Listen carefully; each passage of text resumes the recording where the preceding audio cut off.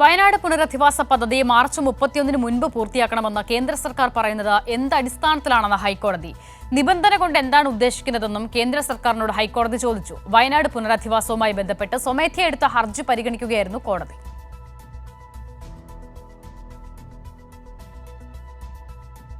മുണ്ടക്കൈ ചൂരൽമല ദുരന്തബാധിതരോടുള്ള കേന്ദ്ര അവഗണനയ്ക്കെതിരെ LDF വയനാട് ജില്ലാ കമ്മിറ്റിയുടെ നേതൃത്വത്തിൽ 24-25 തീയതികളിൽ ഡൽഹിയിൽ പ്രധാനമന്ത്രിയുടെ വസതിക്ക് മുന്നിൽ രാപ്പകൽ സമരം സംഘടിപ്പിക്കും. ദുരന്ത നിവാരണത്തിന് സംസ്ഥാനം ആവശ്യപ്പെട്ട 2000 കോടി രൂപ അനുവദിക്കുക, ദുരന്തബാധിതരുടെ കടം എഴുതിത്തള്ളുക തുടങ്ങിയ ആവശ്യങ്ങൾ ഉയർത്തിയാണ് പ്രക്ഷോഭമെന്ന് നേതാക്കൾ പറഞ്ഞു.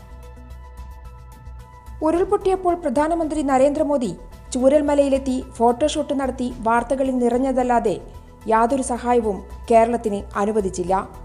കേരളത്തോടുള്ള രാഷ്ട്രീയ വിവേചനം ദുരന്തത്തിലും കാണിക്കുകയാണ്. ദുരന്തബാധിതരുടെ കടം എഴുതിത്തള്ളാൻ കേന്ദ്രം നടപടി സ്വീകരിക്കണമെന്ന് കേരളം നിരന്തരം ആവശ്യപ്പെട്ടിട്ടും കേന്ദ്രം തയ്യാറായിട്ടില്ല. അതിതീവ്ര ദുരന്തമായി പ്രഖ്യാപിച്ചാലേ കടം എഴുതിത്തള്ളാനാകൂ എന്നാണ് ആദ്യം പറഞ്ഞത്. പ്രഖ്യാപനമുണ്ടായിട്ടും കടം തള്ളാൻ നടപടിയില്ല. ഉരുൾപൊട്ടി 5 മാസം വൈകിപ്പിച്ചാണ് അതിതീവ്ര ദുരന്തമായി പ്രഖ്യാപിച്ചത്. പ്രഖ്യാപനം വൈകിയതിനാൽ രാജ്യാന്തര തലത്തിൽ ലഭിക്കുമായിരുന്ന സഹായങ്ങൾ നഷ്ടപ്പെട്ടു. ഒടുവിൽ 529.50 കോടി രൂപ അനുവദിച്ചപ്പോൾ തിരിച്ചടക്കേണ്ട വായ്പയാക്കി.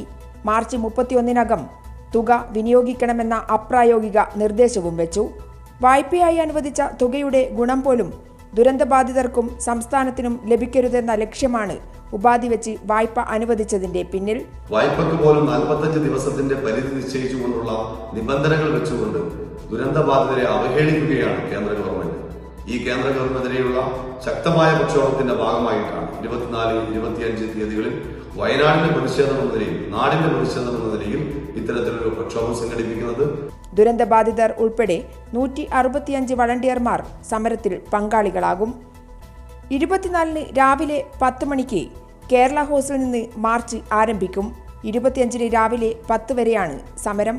കേരളത്തിൽ നിന്നുള്ള LDF MP-മാരും ദേശീയ നേതാക്കളും ഇതര സംസ്ഥാനങ്ങളിൽ നിന്നുള്ള MP-മാരും പങ്കെടുക്കും. ഡൽഹി സമരത്തിന് ഐക്യദാർഢ്യം പ്രഖ്യാപിച്ച് 24-ന് വൈകിട്ട് ജില്ലയിലെ മുഴുവൻ പഞ്ചായത്ത് കേന്ദ്രങ്ങളിലും LDF നേതൃത്വത്തിൽ പ്രകടനവും വിശദീകരണ യോഗങ്ങളും നടത്തും. സമരത്തിന്റെ പ്രചരണാർത്ഥം 3 നിയമസഭാ മണ്ഡലങ്ങളിലും വാഹന പ്രചാരണ ജാഥ പൂർത്തിയാക്കി കഴിഞ്ഞു. 1972-ലെ വനം വന്യജീവി നിയമം ഭേദഗതി ചെയ്യുക, വന്യമൃഗ പ്രതിരോധത്തിന് 1000 കോടി രൂപ അനുവദിക്കുക സമരത്തിന്റെ ആവശ്യങ്ങളാണ്. കൈരളി ന്യൂസ്, വയനാട്.